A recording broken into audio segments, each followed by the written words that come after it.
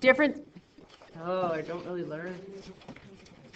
So with difference of squares, we have this. We're allowed to go x plus 2, x minus 2. We learned that in grade 10.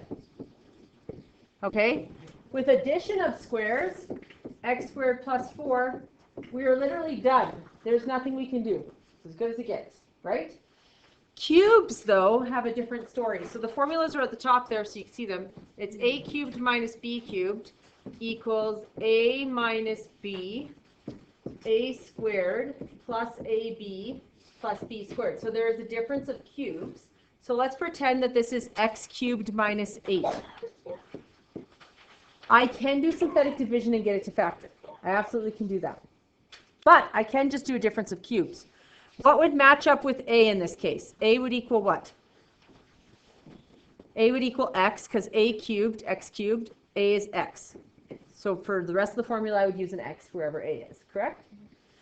What would b be? Because I need it to be cubed. 2. So this would be this, I could write this as x cubed, technically minus 2 cubed, could I not? So a would match up with the x, and 2 would match up with the b, correct? So a is x, and b is 2. So when I go to use the formula, oh my gosh, I would do a minus b, so I would go a minus 2, and a is not a, struggling. A is x. And then I would go a squared. What's a squared?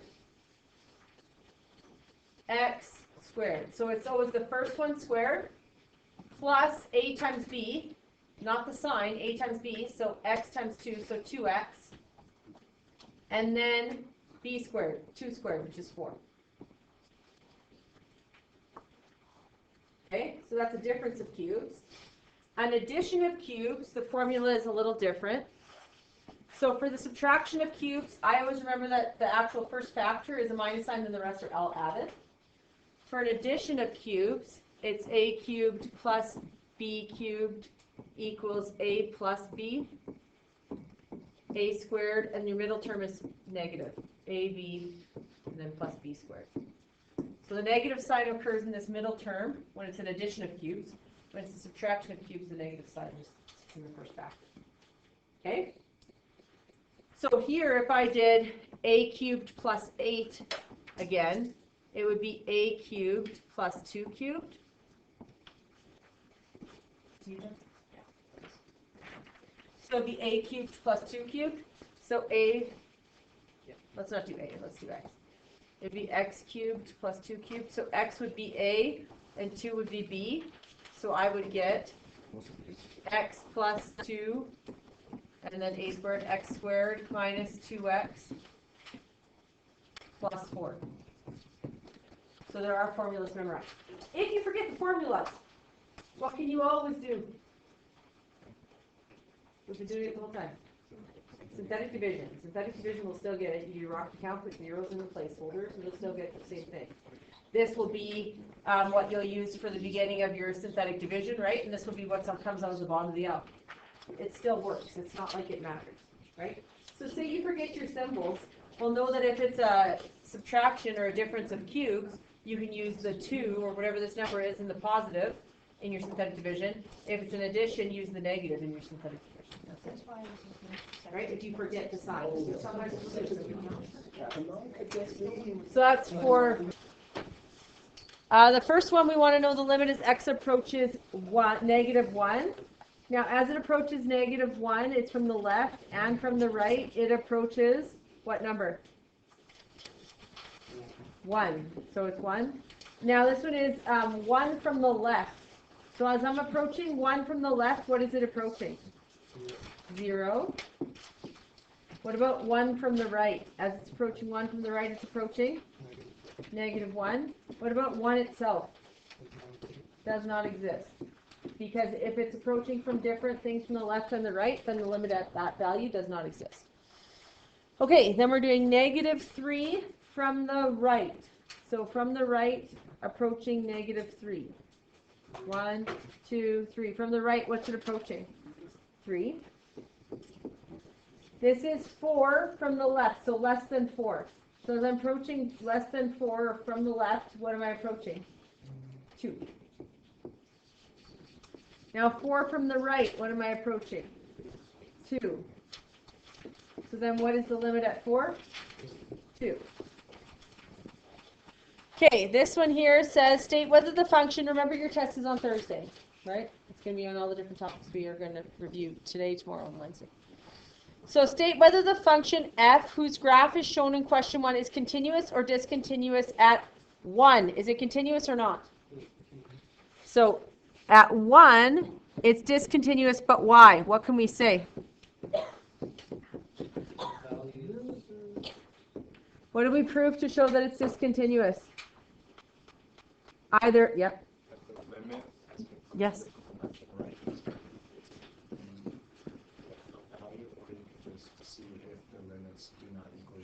Right.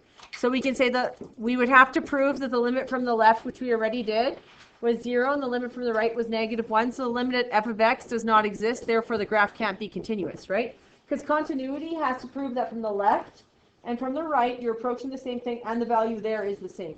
The moment the limit is not existent, the graph can't be continuous because you're going to have to jump and use your pen at a different spot, right? So that kicks it out right away. B says at 4. So this was x equals 1. X equals 4. Is the graph continuous at 4? Do I have to lift my pen when I get to 4? Or can I just keep going? I can just keep going, right? So it's continuous. How do I prove continuity? So if I ever ask you to prove continuity, which I will, show that it's continuous, you have to say the limit as x approaches 4 of f of x equals what? F of 4. You have to show that they're the same, right? The limit at 4 is the same as f of 4. So what does that mean? From the left, it's reaching the same value. At that value, it's the same value, and then it carries on from the same value. C, x equals 7. So here is 7. From the left and the right, it's approaching what looks like, I don't know, negative 0.6. So I go the limit as x approaches 7 of f of x equals, let's say, negative 0.6. Now, if I don't actually label what that point is, and you put negative 0.7 or 0.8, or even a little higher, negative 0.5, I can't really take away a mark because I didn't really label that coordinate, correct? If you put negative 0.1, I'm going to be like, no, because it's not. But, you know what I mean? And then f of 7, what does it equal? What does f of 7 equal? Negative 1.5. So I have to show what the values are. And the reason why I have to show what the values are here, and I didn't before, is I had the other values look here, right? They were all here for the other one. These I have to show what they are. And then I say it's discontinuous. Why do I say it's discontinuous?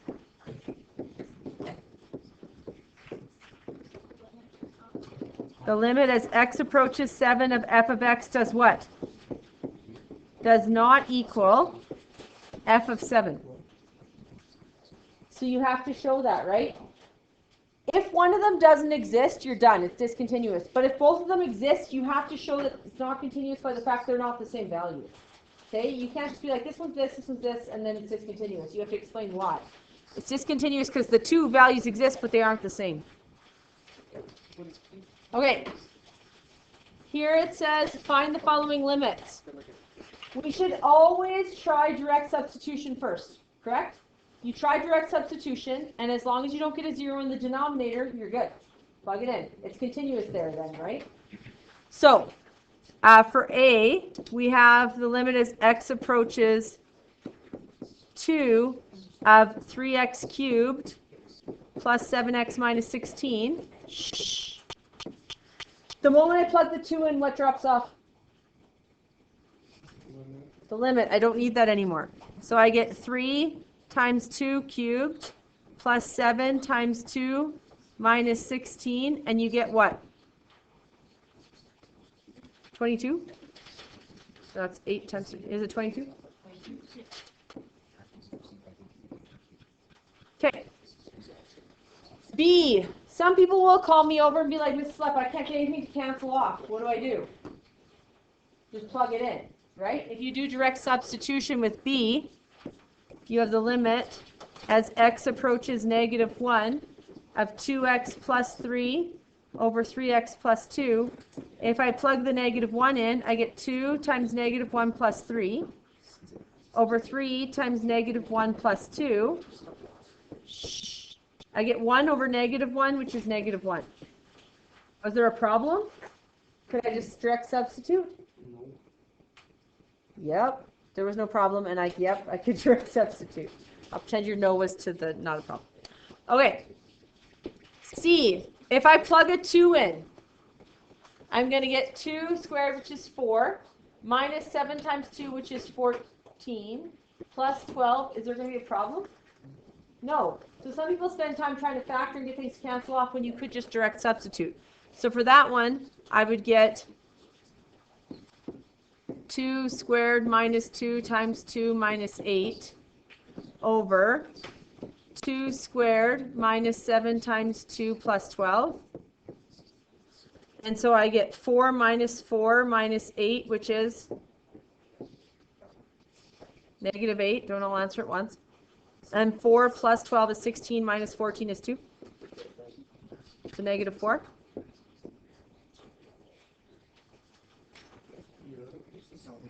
D. With D, if I plug a 4 in, I'm going to get 16 plus 12 minus 14. Is that going to cause, minus 28. That cause problems? Yeah. Yes, so we're going to have to factor it. This is the first one we actually have to factor. So we're going to get the limit as x approaches 4 of x minus 4x plus 2 over x minus 4, x minus 3. We know we're right if those cancel off because those are my problems because it's x approaching 4, right? 4 minus 4 is 0, so that's a good thing if they cancel off. And then I can plug it in and I get 4 plus 2 over 4 minus 3, which is 6 over 2, which is 3. At 4 on this graph, what is happening at 4?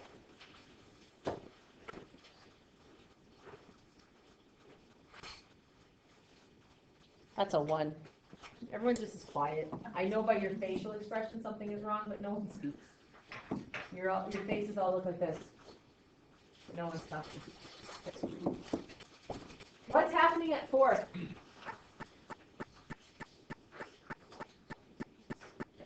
Point discontinuity, and in calculus they call it something different. Removable discontinuity. And why do we know it's that? The factors canceled off. And where's the removable discontinuity at? What's the coordinate? 4 and 6, right? They canceled off. All right. E. The limit as x approaches 5. We're going to have to factor the top. We get x plus 5, x minus 5. The bottom, we get x minus 5. The issue is gone. And so then I'm just left with the square root of 5 plus 5, which is the square root of 10. Can that reduce? No. F is that difference of cubes one that we were talking about. So we get x approaches 4.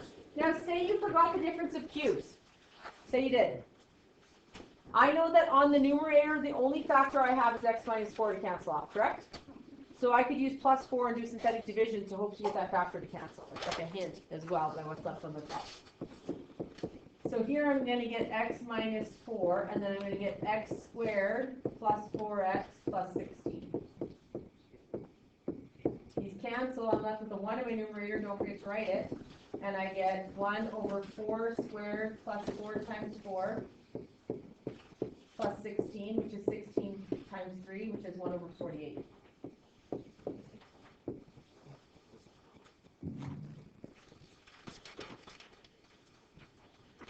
G is one of those radical ones. Do you think I'm going to give you one of the radical ones where you have to get radicals to go away by multiplying by a conjugate? Yeah, I would say so. It's been every day. Like it's kind of a hint. All right. So G, we have the limit as t goes to 0 of square root 2 plus t minus root 2 over t. Now, guys, I have to show this to you now. Is everyone looking at their work? I get tons of people doing this.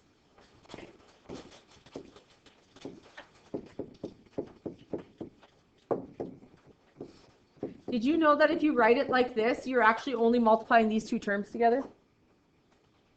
Is that what I want? No. I want this and this and this and this. Make sure you got brackets. Because if not, you're only multiplying those two terms together with that little multiplication sign. Yeah. There's supposed to be a bracket with that too. Yeah, there totally is one. I have no idea what you're talking. It's going to be in. Oh, look at that.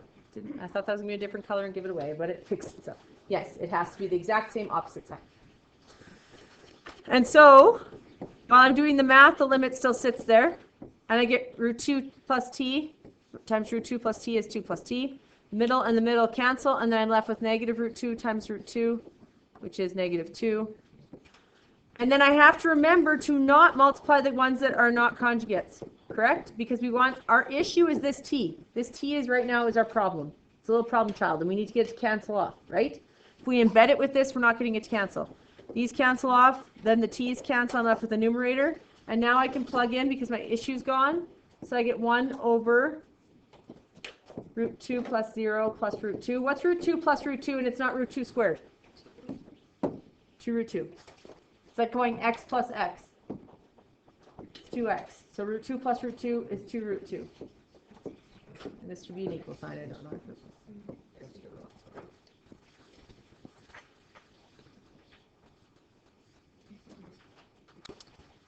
And then h, I have the limit as h goes to 0.